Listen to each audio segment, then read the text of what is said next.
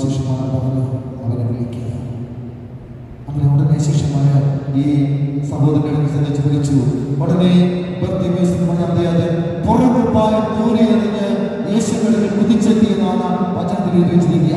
ഈശോയുടെ മക്കളിലേക്ക് കടന്നു വരുന്ന തടസ്സമാകുന്നില്ല ഒരു പുറകുപ്പായം ഉണ്ടായിരുന്നവന്.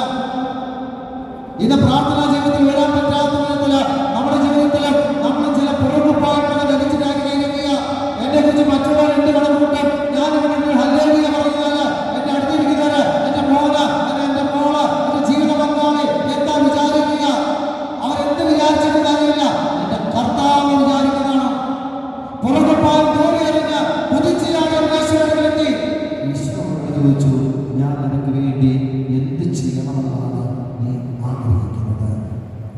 അപ്പോൾ ഈ ചെറുപ്പക്കാരൻ പറഞ്ഞു, എനിക്കെൻ്റെ കാഴ്ച വീണ്ടും കിട്ടണം, കാഴ്ച വീണ്ടും കിട്ടണം. അതിൻ്റെ അർത്ഥം അവന് കാഴ്ച ഉണ്ടായിരുന്നു, ഇടയ്ക്ക് എപ്പോഴും നഷ്ടപ്പെട്ടു പോയതാണ്.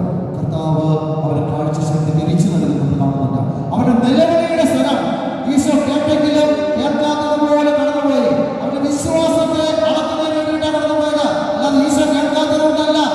വീണ്ടും ഒരു ഉച്ചത്തിൽ വിളിച്ചു കഴിഞ്ഞപ്പോൾ കർത്താവ് അവനെ തിരികെ ശിഷ്യന്മാരെ കൊണ്ട് വിളിപ്പിച്ച് അവനെ അനുഗ്രഹിക്കുന്നത് കാണുകയാണ്. അതുകൊണ്ട് പ്രിയപ്പെട്ട സഹോദരങ്ങളെ, രണ്ട് കരങ്ങൾ വിളിച്ച് യേശുവേ, സ്വരമേ വിളിച്ച് യേശുവേ. എന്തിനാണ് യേശു വിളിക്കുന്നത്? കരണ്ടാക്കിയെ എന്തിനാണ് യേശു വിളിക്കുന്നത്? വേറെ ആരെ വിളിച്ചാലും ഈ ലോകത്തിൽ നമുക്ക് രക്ഷപ്പെടാൻ പറ്റത്തില്ല. അപ്പോസ്തലന്മാരുടെ രണ്ടാമത്തെ അധ്യായം വായിക്കുന്നുണ്ട്, കർത്താവിന്റെ നാമം വിളിച്ചപേക്ഷിക്കുന്നവർ രക്ഷ പ്രാപിക്കും. ഒരു രക്ഷയുടെ കാര്യത്തിലേക്ക് കൊണ്ടുവരാനായിട്ട് കർത്താവിന്റെ നാമം എന്നാണ് കർത്താവ് സുവിശേഷം ഒന്നാമത്തെ അധ്യായത്തിൽ പറഞ്ഞിട്ടുണ്ട്. അവൾ ഒരു പുത്രനെ പ്രസവിക്കും, നീ അവന് കേട്ടില്ല, യേശുവെന്ന പേര്. നമ്മുടെ പാപങ്ങൾക്ക് വേണ്ടി, നമ്മുടെ രോഗങ്ങൾക്ക് വേണ്ടി, നമ്മുടെ തലമുറകളിൽ വന്നിരിക്കുന്ന ചില പാപക്കെട്ടുകൾ, അതിനാണ് ശാപമായ അഴിച്ചു മാറ്റാൻ വേണ്ടി യേശു യാഗമായി തന്നത്. ശരീരം മുഴുവൻ മുറിവുകൾ ധ്യാനിച്ചത്, ശരീരം മുഴുവൻ മുറിവുകളേറ്റ് കുരിശിൽ യാഗമായി തീർന്ന ഈശോ അവിടെ കൊണ്ട് തീർന്നില്ല. ഈശോയുടെ ജീവിതം മൂന്നാം ദിവസം ഈശോ ഉദ്ധാനം ചെയ്തു. ഈശോ ഉദ്ധാനം ചെയ്തപ്പോൾ അവരുടെ ശരീരത്തിലെ മുറിപ്പാടുകൾ മുഴുവനും മാഞ്ഞുപോയി. 5 മുറിവുകളുമായിട്ട് ഈശോ ഉയർത്തെഴുന്നേറ്റത്. 5 മുറിവുകളുമായിട്ട് ഉയർത്തെഴുന്നേറ്റ് കർത്താവ് പറഞ്ഞു, യുഗാന്തം വരെ ഞാൻ നിങ്ങളോടുകൂടെ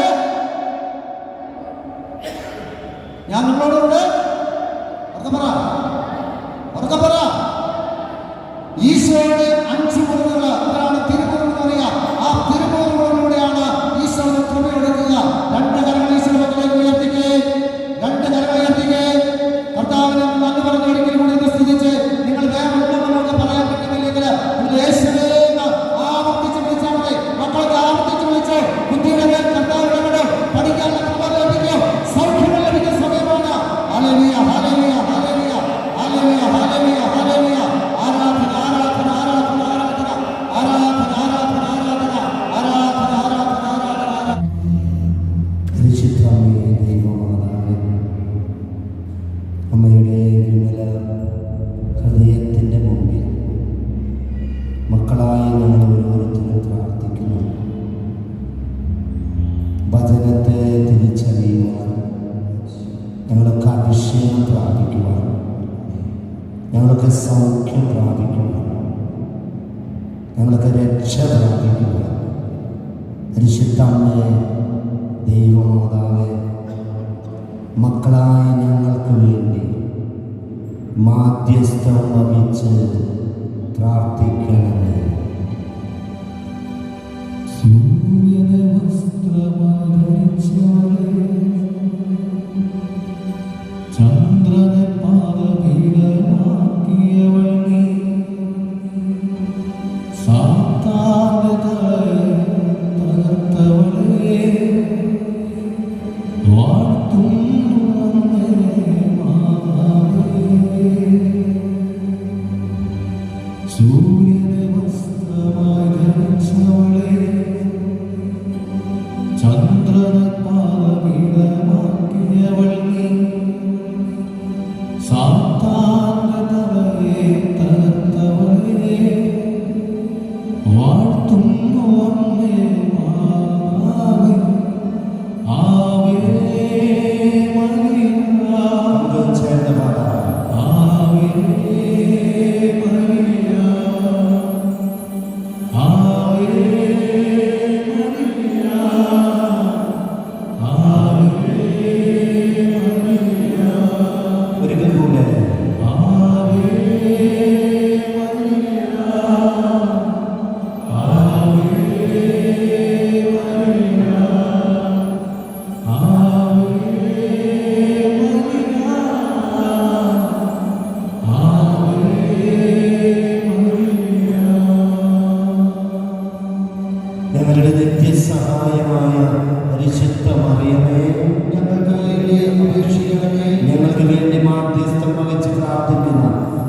സ്വർഗീയ മധ്യസ്ഥനായ വിശുദ്ധ യോസേഫ് പിതാവേ, ഞങ്ങൾക്ക് വേണ്ടി അപേക്ഷിക്കണമേ. ഞങ്ങളുടെ പിതാവായ മാർത്തോമാ ശ്ലീഹായേ, ഞങ്ങൾക്ക് വേണ്ടി അപേക്ഷിക്കണമേ. അന്ധകാര ശക്തികൾക്ക്, പൈശാചിക ശക്തികൾക്ക് പേടി സ്വപ്നമെന്ന ചരിത്രത്തിൽ അറിയപ്പെടുന്ന ഒരേ ഒരു വിശുദ്ധൻ, ഞങ്ങൾക്ക് വേണ്ടി മാധ്യസ്ഥം വഹിച്ച് പ്രാർത്ഥിക്കുന്ന വിശുദ്ധ ബെനഡിക്റ്റ്, ഞങ്ങൾക്ക് വേണ്ടി അപേക്ഷിക്കണമേ. ഞങ്ങൾക്ക് വേണ്ടി മാധ്യസ്ഥം വഹിക്കുന്ന തിരുസഭയിലെ സകല വിശുദ്ധരെ, ഞങ്ങൾക്ക് വേണ്ടി അപേക്ഷിക്കണമേ. ഞങ്ങൾക്ക് വേണ്ടി മാധ്യസ്ഥം വഹിച്ച് പ്രാർത്ഥിക്കുന്ന മിഖായേൽ മുതലുള്ള സകല മാലാഖമാരെ, ഞങ്ങൾക്ക് വേണ്ടി അപേക്ഷിക്കണമേ.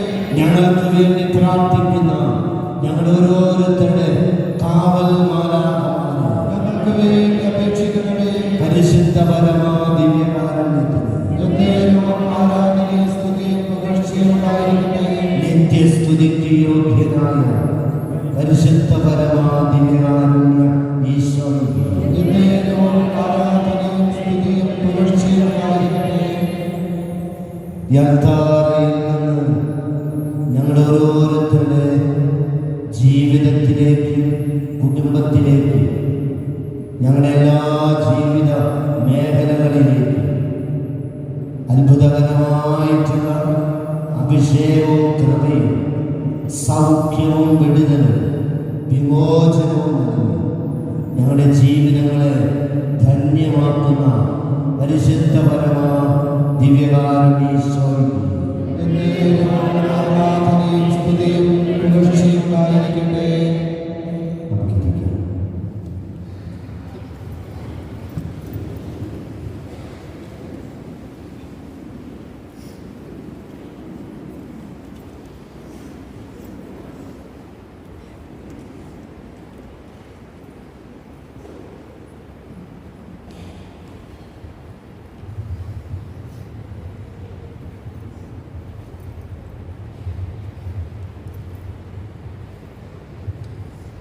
ഹല്ലേലൂയ. സന്തോഷമായി പറഞ്ഞേ ഹല്ലേലൂയ.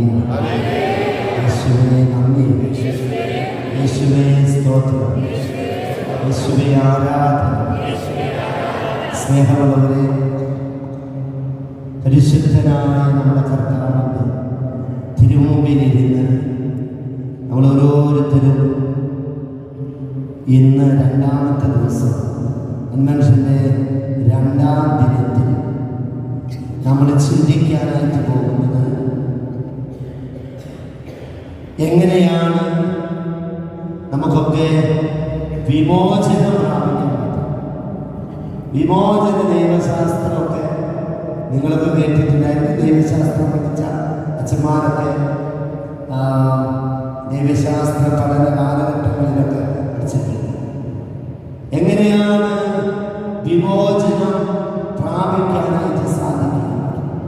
വിമോചനം പ്രാപിക്കുക എന്ന് പറഞ്ഞാൽ ഇന്ന് നമ്മളൊക്കെ കടന്നു പോകുന്ന ജീവിതത്തിൻ്റെ വ്യത്യസ്തമായ മേഖലകളിൽ, അത് ആത്മീയ മേഖലയാകാം, ഭൗതിക മേഖലകളാകാം, അതൊരു പക്ഷേ സാമ്പത്തിക മേഖലകളാകാം, അതൊരു പക്ഷേ റിലേറ്റഡ് ടു ഫിസിക്കൽ എയിൽസ്, ഒരുപക്ഷെ ശാരീരികമായ രോഗങ്ങളുമായിട്ട് ബന്ധപ്പെട്ട മേഖലകളാകാം, ഒരുപക്ഷെ മാനസികമായ സൗഖ്യത്തിൻ്റെ ആന്തരികമായ ഒരു സൗഖ്യ വിശുദ്ധീകരണത്തിൻ്റെ മേഖലകളാണ്. അപ്പൊ 5 മേഖലകളെ കുറിച്ച് അച്ഛനിപ്പോൾ പറഞ്ഞു. അപ്പൊ ഇങ്ങനെയുള്ള മേഖലകളിലൊക്കെ നമുക്ക് എങ്ങനെയാണ് വിമോചിതരാകാൻ പറ്റുക? എങ്ങനെയാണ് നമുക്ക് രക്ഷ പ്രാപിക്കാനായിട്ട് പറ്റുക? എന്റെ പ്രിയപ്പെട്ട സഹോദരങ്ങളെ, തിരുവചനത്തിലേക്ക് വരുമ്പോൾ ഏറ്റവും വളരെ മനോഹരമായി അപ്പസ്തോലന്മാരുടെ പുസ്തകത്തിന്റെ 4-ാം അധ്യായത്തിന്റെ 12-ാമത്തെ വചനം നമുക്ക് വായിക്കാം. അപ്പസ്തോലന്മാരുടെ പുസ്തകം 4-ാം അധ്യായത്തിന്റെ 12-ാമത്തെ വചനം നമുക്ക് ശ്രമിക്കാം. ആകാശത്തിന് കീഴിൽ മനുഷ്യരുടെ ഇടയിൽ നമുക്ക് രക്ഷയ്ക്ക് വേണ്ടി മറ്റൊരു നാമവും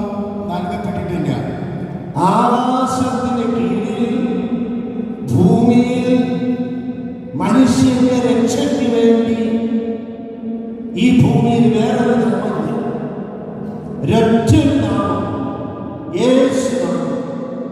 ഇത് ചേർന്ന അർത്ഥം ഈ വചനത്തിൽ നമ്മൾ വ്യാഖ്യാനിച്ചാൽ, പ്രിയപ്പെട്ടവരെ, യേശുവിലൂടെ സൗഖ്യം, യേശുവിലൂടെ രക്ഷ, വീണ്ടും പറഞ്ഞു വയ്ക്കും, യേശുവിലൂടെ സമഗ്രമായ വിമോചനം.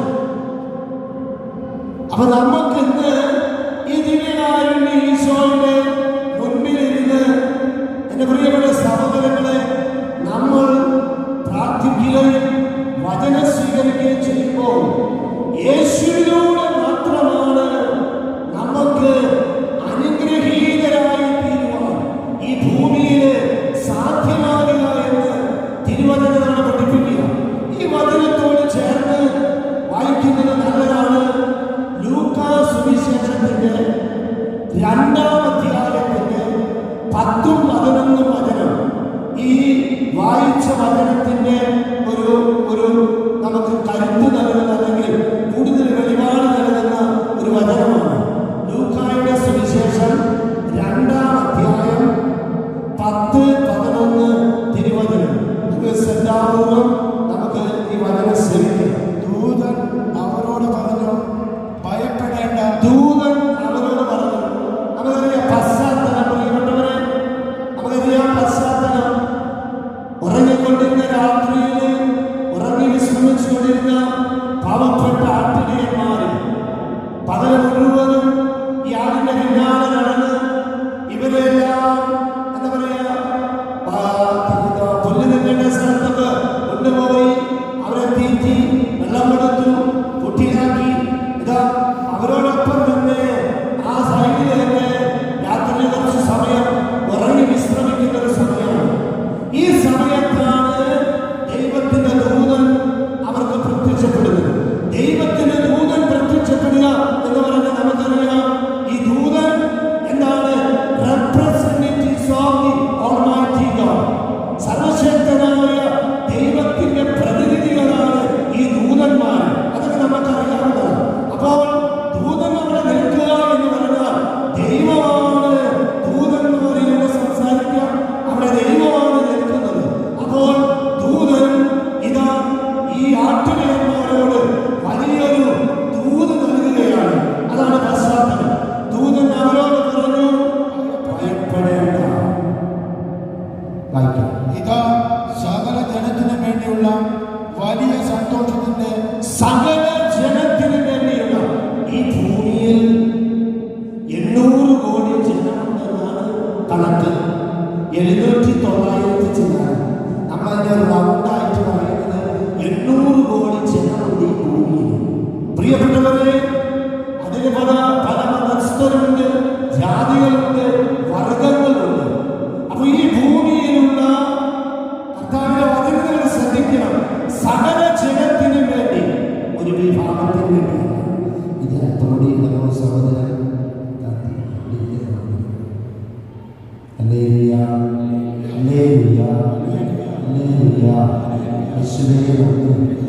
കൂടുതലായിട്ട് പറയാൻ പറ്റില്ല.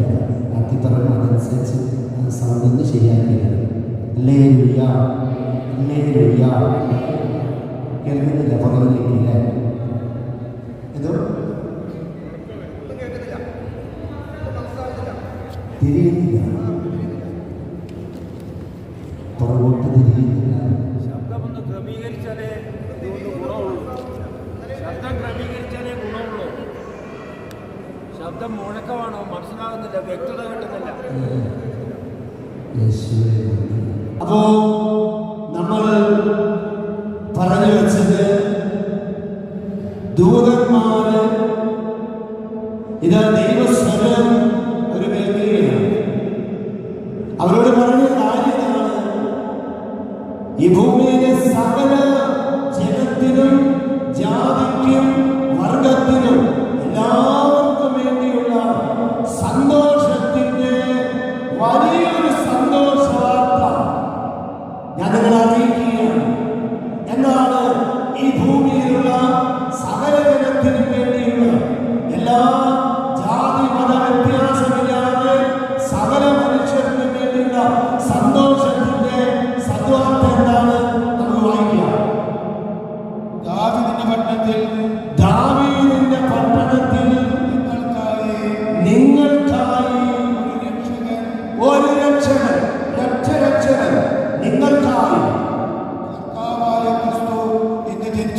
കർത്താവായ ക്രിസ്തു, ഈ ഏക രക്ഷകൻ എന്ന് പറയുന്ന ദൈവത്തിന്റെ പേരാണ് യേശു ക്രിസ്തു.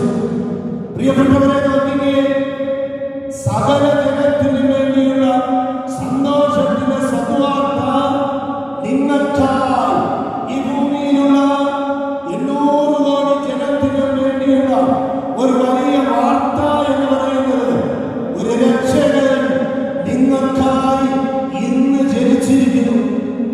എന്റെ പ്രിയപ്പെട്ട സഹോദരങ്ങളെ, ഒരൊത്തിരി വചനത്തിലേക്ക് പോകണ്ട. ഈ 2 വചനങ്ങൾ കൂട്ടി യോജിച്ച് വായിക്കുമ്പോൾ നമ്മൾ മനസ്സിലാക്കുന്നു, യേശുവാണ് ഏക രക്ഷകൻ, യേശുവാണ് ലോകരക്ഷകൻ. വീണ്ടും ലൂക്കാസ് സുവിശേഷം 4 തവണ പഠിപ്പിക്കും, യേശുവാണ് സമഗ്ര വിമോചനം. ഹല്ലേലൂയ! ഒരുമിച്ച് പറഞ്ഞേ ഹല്ലേലൂയ! വളരെ ഉയർത്തി പറയാമോ?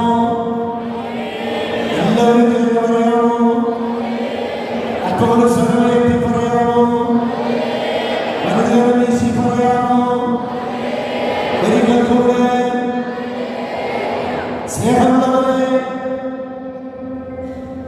യേശുവാണ് സമഗ്ര വിമോചനം. അത് യെശയ്യാ പ്രവാചകന്റെ പുസ്തകം 61-ാം അധ്യായത്തിന്റെ 1 മുതൽ 4 വരെയുള്ള തിരുവചന ഭാഗം നമ്മളെ പഠിപ്പിക്കുന്നുണ്ട്. യെശയ്യാ പ്രവാചകന്റെ പുസ്തകം 61-ാം അധ്യായം 1, 2, 3, 4 തിരുവചനങ്ങൾ. നമുക്ക് ആ വചനം ഒന്ന് ശ്രമിക്കാം. നിങ്ങൾ ശ്രദ്ധിക്കണേ. ദൈവമായ കർത്താവിന്റെ ആത്മാവ് എന്റെ മേലുണ്ട്, പീഡിതരെ സദ്വാർത്ത അറിയിക്കുന്നതിന് അവൻ തന്നെ അഭിഷേകം ചെയ്തിരിക്കുന്നു.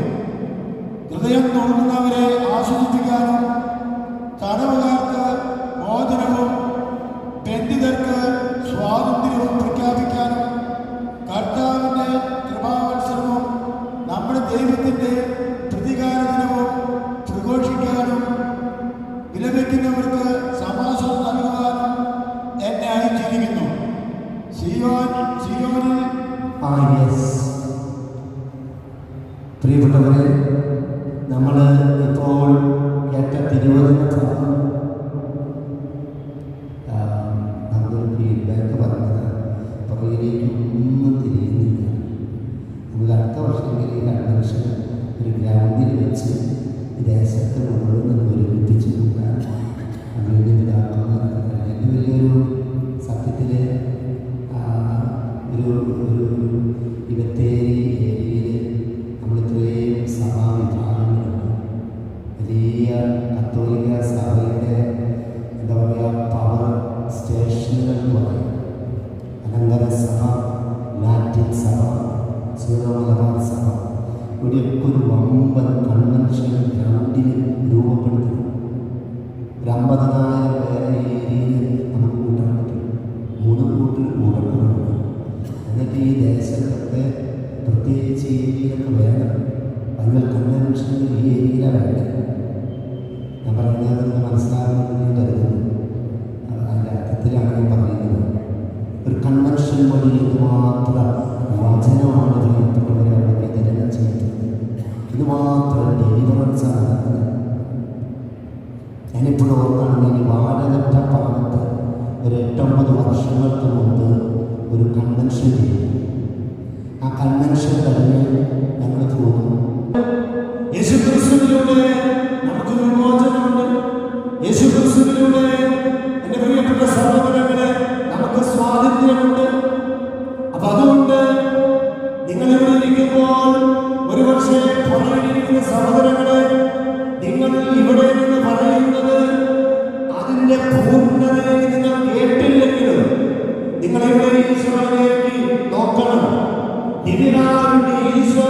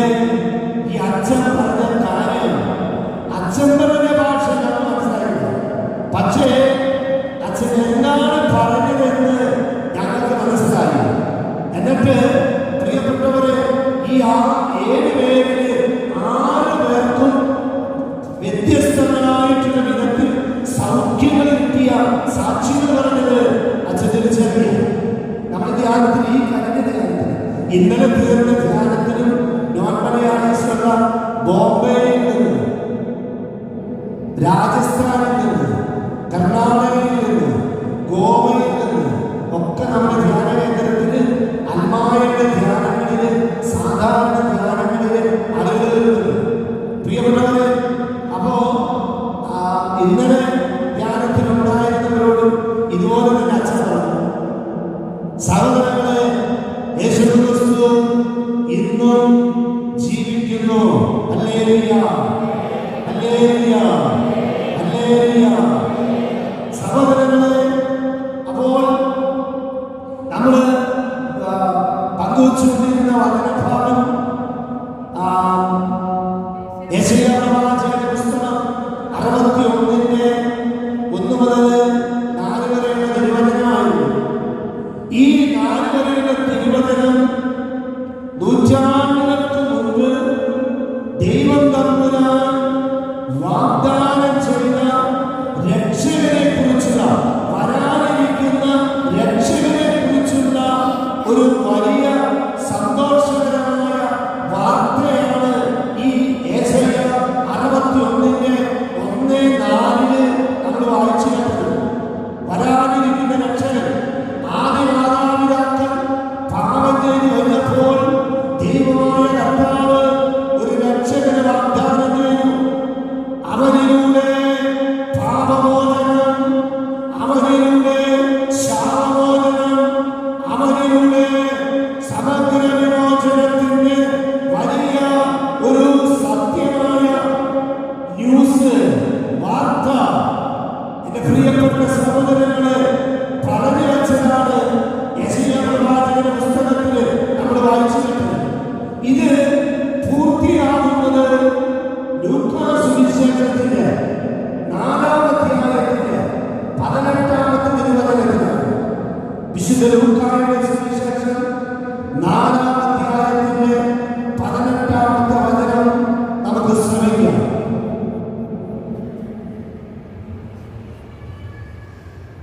ലൂക്കായുടെ സുവിശേഷം 4-ാം അധ്യായം 18-ാം തിരുവചനം. കർത്താവിന്റെ ആത്മാവ് എന്റെ മേലുണ്ട്, കർത്താവിന്റെ ആത്മാവ് എന്റെ മേലുണ്ട്, ദരിദ്രരെ സുവിശേഷം അറിയിക്കാൻ അവിടുന്ന് എന്നെ അഭിഷേകം ചെയ്തിരിക്കുന്നു. ദരിദ്രരെ സുവിശേഷം അറിയിക്കുവാൻ അവിടുന്ന് എന്നെ അഭിഷേകം ചെയ്തിരിക്കുന്നു. പ്രിയപ്പെട്ടവരെ, ഈ വചനഭാഗം നിങ്ങൾ ശ്രമിക്കുമ്പോൾ യഹൂദനായ യേശു പതിവ് പോലെ ഇത് സിനഗോഗിലേക്ക് പ്രാർത്ഥിക്കാനായിട്ട് വന്നതാണ്. അപ്പോഴാണ് യേശുവിന്റെ വഴിയിലേക്ക് വേദപുസ്തകം നൽകുന്നത്. വേദപുസ്തകം തുറന്നപ്പോൾ ഇതാ തന്നെ കുറിച്ച് നൂറ്റാണ്ടുകൾക്ക് മുമ്പ് പ്രവചിക്കപ്പെട്ട പ്രവചന ഭാഗമാണ് യേശുവിനെ വായിക്കുവാനായിട്ട് ലഭിച്ചത്. അപ്പോൾ യേശു വായിക്കുന്ന ഭാഗമാണ് നമ്മളിപ്പോൾ വായിച്ചത്. കേൾക്കാം. അടുത്തത് ബന്ധിതർക്ക് മോചനവും, ബന്ധിതർക്ക് മോചനവും, അന്ധർക്ക് കാഴ്ചയും, അന്ധർക്ക് കാഴ്ചയും, അടിച്ചമർത്തപ്പെട്ടവർക്ക് സ്വാതന്ത്ര്യവും, അടിച്ചമർത്തപ്പെട്ടവർക്ക് സ്വാതന്ത്ര്യവും, കർത്താവിന് സ്വീകാര്യമായ വത്സരവും പ്രഖ്യാപിക്കുവാൻ അവിടുന്ന് എന്നെ അയച്ചിരിക്കുന്നു. പ്രിയപ്പെട്ടവരെ, പുസ്തകം അടച്ചു. ജനമെല്ലാം യേശുവിനെ ഉറ്റുനോക്കിക്കൊണ്ടിരുന്നു. ഇവിടെ ഈ തിരുവചനത്തിലൂടെ നമ്മൾ കടന്നു പോകുമ്പോൾ സഹോദരങ്ങളെ, ഇന്ന് അനേക കൺവെൻഷനുകളായി, ധ്യാനങ്ങളായി നമ്മളിങ്ങനെ കാണുമ്പോൾ എങ്ങനെയെങ്കിലും ഒന്ന് രക്ഷപ്പെടണം, എങ്ങനെയെങ്കിലും ഒന്ന് രക്ഷപ്പെടണം, രക്ഷപ്പെടാനായിട്ട് ആഗ്രഹിക്കുന്ന മനുഷ്യരെയാണ് ഇന്ന് നമുക്ക് കാണാനായിട്ട് പറ്റുക. പ്രിയപ്പെട്ട സഹോദരങ്ങളെ, രക്ഷപ്പെടുക എന്ന് പറഞ്ഞാൽ ഈ തിരുവചനത്തിലൂടെ നമ്മൾ കടന്നു പോകുമ്പോൾ ബന്ധിതർക്ക് മോചനം, അന്ധർക്ക് കാഴ്ച, അടിച്ചമർത്തപ്പെട്ടവർക്ക് സ്വാതന്ത്ര്യം.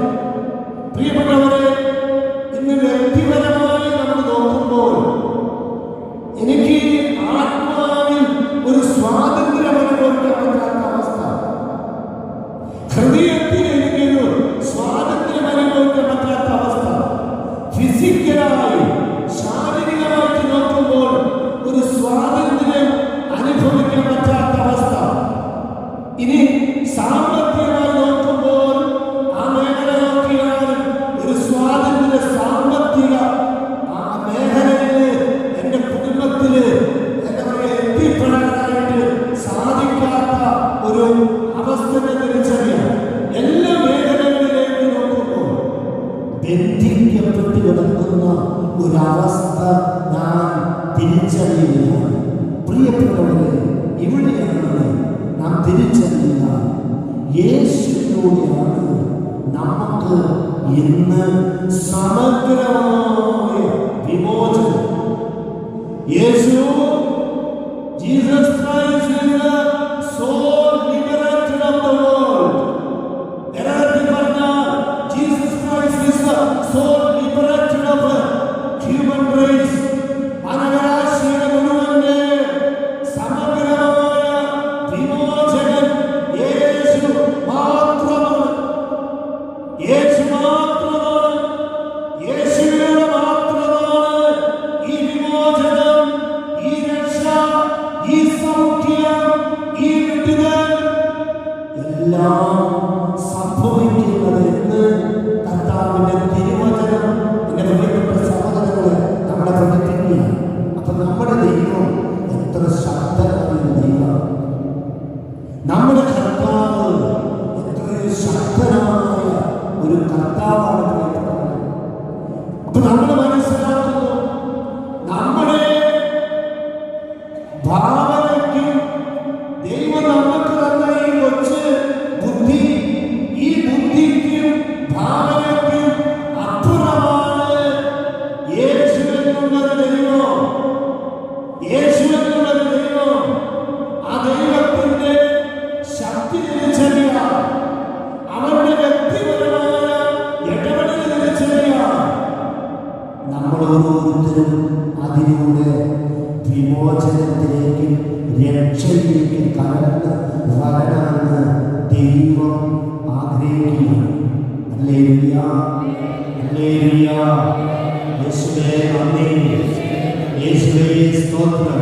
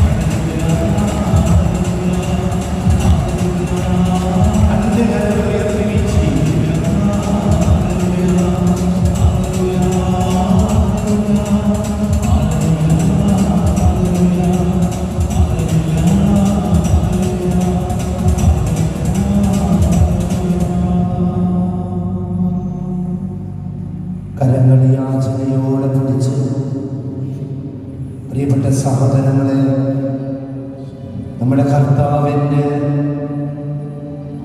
വലിയ സാന്നിധ്യത്തിൻ്റെ മുമ്പിലല്ലേ നമ്മൾ ഓരോരുത്തരും ഇപ്പോൾ ആയിരിക്കും.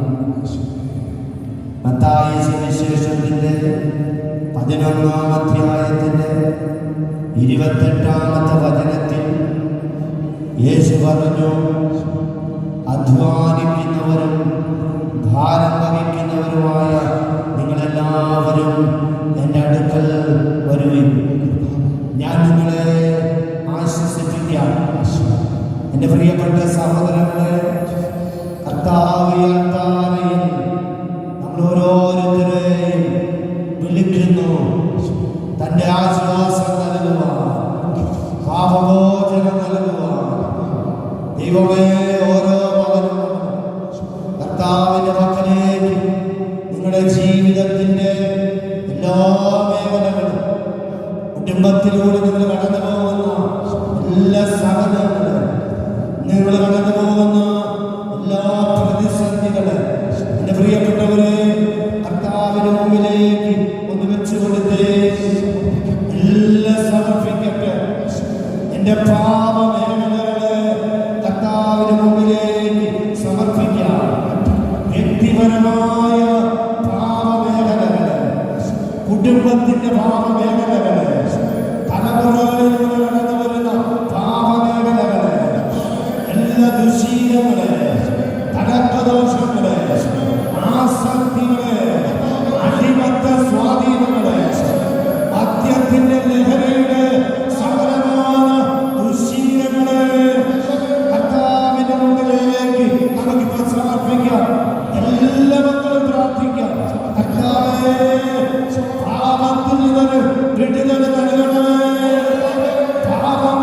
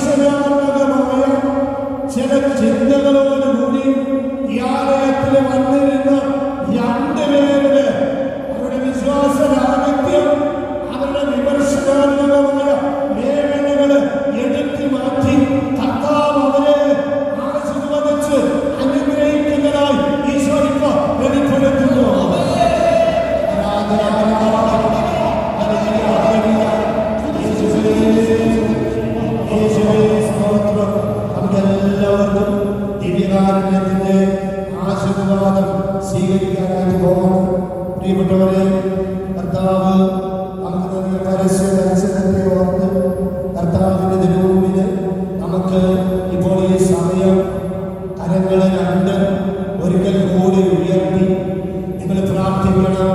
ദൈവമേ, എൻ്റെ കുടുംബത്തെ, ഈ ദേശത്തെ, വയനാടിന്, മലബാറിന്, കർത്താവേ, ഞങ്ങളുടെ കേരളത്തെ, ദൈവമേ, ഇന്ത്യയെ നീ ആശീർവദിക്കണമേ, നീ അനുഗ്രഹിക്കണമേ എന്ന് പ്രാർത്ഥിച്ചുകൊണ്ട് എല്ലാ പ്രിയപ്പെട്ട മക്കൾ കർത്താവിനെ ഒരിക്കൽ കൂടി ഒന്ന് നന്ദി പറഞ്ഞ് സ്തുതിക്കാമോ? Hallelujah, hallelujah, hallelujah.